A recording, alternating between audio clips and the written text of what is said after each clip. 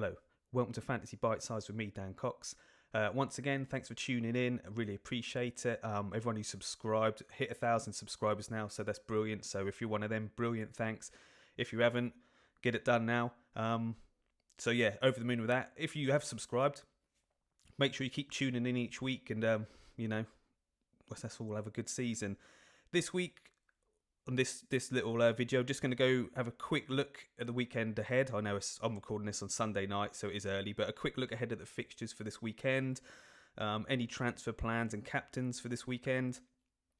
The Arsenal dilemma that a few people have, what player to have, if any, and then we'll have a look at some of the Arsenal bonus points and players' ownerships. Then we'll just have a few talking points over the last week or so. International injuries, the Club World Cup might possibly be moved, and they've just got some ideas for the next video, but we'll get to that as and when. That's it. Let's start with the fixtures first. So here's Saturday's fixtures. Start off with Watford v Liverpool. Handy if you want to go Salah captain, you can make sure he's starting. He'll probably be my captain, to be honest, as long as he starts. He should start. Obviously, you have to see what happens this week. I don't know what the situation is with him in Egypt and this, that, and the other. I think he's got a good enough sort of rest. But like I say, you can see if he starts. So if he doesn't, have a sort of backup plan just in case. Man City, Burnley. If you've got Diaz, Cancelo, always good picks in my opinion. But again, a bit risky after this international break. Brentford v Chelsea. I would have said, well, I still think Lukaku, he's gone home. I think it's because it's a bit of a pointless game in that they lost the Nations League game. So I think, and they've said he's muscle fatigued. I think that's just, I think that's nothing, to be honest, and he'll play. But again, we'll wait for more news, sort of end of the week, the press conferences. But Lukaku fit, I think he's a good shout. Chelsea defender Rudiger as well has got a bit of a knock or something like this. But again, we'll just wait. I'm hoping that's just to get him out of, he just needs a bit of rest. He's got this week and should be fine, but it is always worrying because there's Champions League games next week. So, maybe, I don't know, Brentford aren't, can't take Brentford too lightly, but would they sort of rest a few players to keep them for Champions League? I don't know. So that's why if Salah starts, I'll go for him. It's the safest way for me. Ronaldo, some people might have him against Leicester, but I think, his ownership has gone down quite a lot. So I just think it'll be Salah or Lukaku, but we'll have to check on Lukaku's fitness concerns. Sunday again looks pretty simple, really. I think most people have either got Antonio or Kane, and they're the two main options for me. I've got Kane. Newcastle might be on a bit of a bounce now with their sort of takeover and stuff. So I don't know. But yeah, I've got Kane. Antonio will probably score. He's just been in great form. He ain't been away for Jamaica either, has he? So he won't be fatigued or anything like that. So either one of those two, I think, are going to be the popular choices on Sunday. This is where the problem then is. So Monday's game there, Arsenal v Palace, and I've added in the Friday's game as well, just to highlight it even more that Arsenal do have 2 single game days there. A lot of people have got Conor Gallagher in; they could use him to cover. If you haven't got an Arsenal player, and then some people might be looking at a Villa option, what you can do there. And then some people are looking at bringing in an Arsenal player. Had a few questions about who to bring in. I've got Ben White already, so he'll be my captain. I'm not expecting too much, to be honest. If they could get a clean sheet in one of them, be brilliant. His passing numbers have been low. I'm not, I said before, this happened last season. Arsenal had 2 games. Brought in Rob Holding, clean sheet, tier 2 passing bonus in both, 40 points over the 2, brilliant. I can't see it happening this time. I think Palace are playing well. Villa, I can't see Arsenal keeping a clean sheet in either of those. One would be nice, but I can't see it happening. So that is a dilemma. There's, if you ain't got an Arsenal player, you could just go with Gallagher and then you either skip Arsenal Villa or look to bring in a Villa player. There's loads of options. I'm going to go through some of the Arsenal players that people have been asking me about. So here's the top points that all the Arsenal players got. So you can see Ramsdale, since he's come in, 36 points. And, he didn't start the season for him. Then Gabriel, Smith Rowe, Tierney, Aubameyang. Aubameyang scored twice. Then Saka, White, who I've got. There's not too much in that. Those sort of I'd say they were the main ones. it's nothing. I think Ramsdale's done well since he came in. You might be happy with your goalkeeper. I've got Sa in goal. Even if I didn't have an Arsenal player, I don't know. Sa's, I think he's maybe cheaper than Ramsdale by 0.1. But I've got him to cover off Wolves Everton. But I do like Ramsdale as a shout if you have then got other cover for that Wolves Everton or you want to skip that. Ramsdale at 6.8 I think is great. I'll get onto how he's got his points now actually. We'll get to that. This is the bonus points. So you can see there Ramsdale, 4 points from saves bonus. If you think he didn't start, the season, then Leno did, and Leno's got 5 points from save bonus. So yes, he might not have got exactly the same, but that would put him on about 8 or 9 if you just add that together. So I think he's going to do all right for bonus, and I say he's kept a few clean sheets recently. So yeah, I like Ramsdale. As you can see there with the passing bonus, Sambi, Xhaka.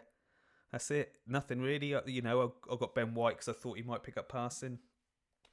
Nothing. So I don't expect him to. I know he hasn't been too far away in some games, and it's looked like he was going to get it, but he hasn't got anything. So I'm not hopeful, but you never know. But just the passing numbers just ain't there for Arsenal.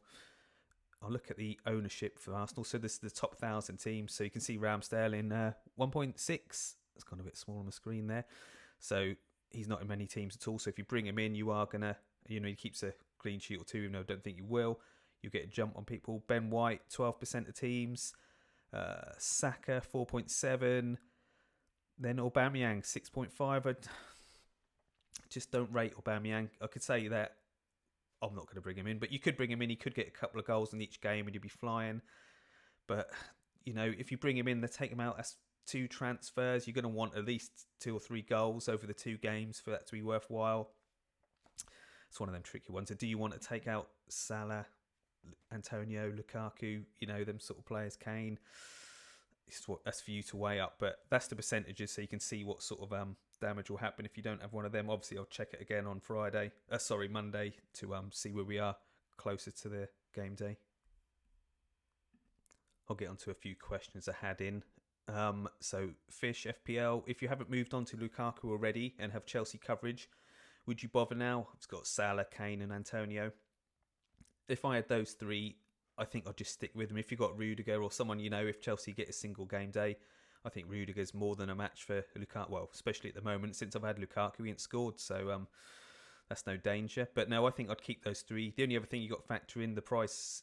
Well, if you're thinking of taking out Antonio to Lukaku, you obviously got to either have that money in the bank or, sell someone else to free up some funds. So I think that front 3 is fine there. If you're swapping out, obviously I won't work this weekend because you don't want to take out Salah against Watford to Lukaku. I think I'll just sit with what you got. I think Rudiger more than covers off Lukaku.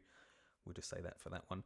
I said about the Arsenal players, so Hackins there saying, has to be Saka surely. Yeah, Saka's all right. If you're relying on him as a captain, I think it's going to be a bit hit or miss in it. So again, I don't think you have to bring him in, but yeah, he could do well. Johnny Belfast, who's doing well this season, he's saying about Arsenal, he's only got one of the matches covered with Gallagher. Like I said, I think that would be fine. That leaves the Villa game. Would you do a 4-for-2 with Mendy to Ramsdale and back again? He's already been making moves towards his ideal team, and he's thinking 2 at the back for City's a must. I'll just get up the FF stuff grid, so you can see what he's saying there. He'll have Mendy, Chelsea versus Brentford, then he can flip him out for Arsenal, Ramsdale for the 2 games. Then he could go back to Mendy for Norwich. So 2 transfers to bring in Ramsdale and then back. How many points do you think Ramsdale's going to get in those 2 games to make it worthwhile? You could bring Ramsdale in if Gallagher gets an assist or does, man of the match. That could cost you points. I don't think that's something I'd do. If you were going to keep Ramsdale then longer term, yes. You got Mendy. I think Chelsea are going to keep quite a lot of clean sheets this season. I think I'd probably stick with Mendy, use Gallagher, and then you could sit out that Villa Arsenal game. That's up for you to decide. But just giving you some options there. Got some more questions here. FPL binary. What rank do you have to be going into the second overhaul to still have a chance of winning? So dependent. I think you'd want to be top 100. with above average transfers remaining. You could be 300-400 or something like that, I suppose, if you had 10 or 15 more, and every move you then made gained you a load of points. You know, we talk about Arsenal, if you bring in, do that, if you bring in Aubameyang and he scores hat-trick in the first game and 2 in the second, if everything pays off like that, you could still win. But it's so hard to say. I think you'd want to be in the top 100 and above average transfers, but we'll see. FPL off spinner, best front three moving forwards. I've got Kane, Salah, Lukaku. I wish I had Antonio, because one, the money, I could invest in elsewhere in the team. I think those really depends on who you want to captain over the coming month. And, you could say you want Lukaku in, but, if you've got Antonio and you use that money and you've got Rudiger, you got Man City defenders, it's either way. And obviously, if Salah, Lukaku, Kane all start scoring 2 goals a game, it's going to be those 3. But that's a hard one to answer. I've got those 3, and I wish I had Antonio, to be honest, just so I could do more elsewhere. I did ask on Twitter, if you're not happy with your team, or if you could pick an overhaul team now, what would it be? Something to maybe think about and let me know for the next pod. I think I'd probably make about 4 or 5 transfers. Brownie said he'd use 4 transfers to get to that team, and it'd be on a 3-4-3 instead of a 4-3-3. So again, if you're not happy with your team, I call it like a mini overhaul. I could do a mini overhaul to my team now because I'm not overly happy with it. And, just see what you can do and how many transfers to get there. If you think I can make 3 or 4 transfers and get to a team I'd really be happy with, just get it done, I think, because no point in just plodding along with a team you're not happy with. I should probably go down to Antonio and just use that money elsewhere, because I'm not happy with my team and I seem to sort of be hovering around the 2,000 mark. So we'll have to see. That was it for the questions. So it looks like the Club World Cup, I've got a few Chelsea defenders, it looks like the Club World Cup's going to be moved from December to January or Feb or something like that. So something to keep an eye on, because I was thinking I was going to have to jump off them, but I might not have to now. So keep an eye on that. The December transfers, December fixtures are supposed to be out on Monday.